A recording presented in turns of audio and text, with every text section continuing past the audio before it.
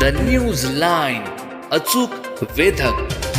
कराडमध्ये बस स्टँडवरून मंगळसूत्र चोरी जाण्याच्या घटनांमध्ये झालेली वाढ यामुळे आदरणीय पोलीस अधीक्षक पिंगळे सर तसेच आदरणीय अपर पोलीस अधीक्षक कडूकर मॅडम यांनी सदर गुन्ह्यांमध्ये प्रतिबंध व्हावा यासाठी गुन्ह्यांना उघडकीस आणणे आणि आरोपींची टोळी निष्पन्न करणे याबाबत आम्हाला सूचना दिलेल्या होत्या.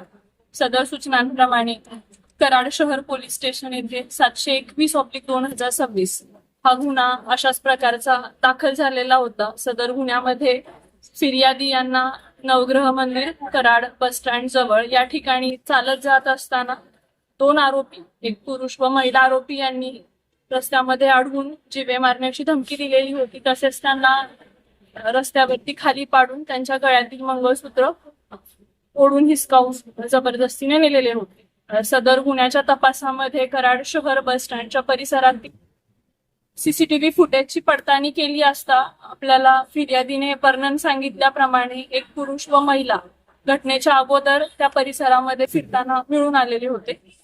त्यांची ओळख पटवली असता सदरचे आरोपी जे आहेत त्यांचं नाव आहे श्रावण राजेश कांबळे, वय 33 वर्षे. त्याची पत्नी पूनम श्रावण कांबळे, वय 27 वर्ष. दोघंही कराडमधले राहणारे असून दोघंही रेकॉर्डवरचे गुन्हेगार आहेत.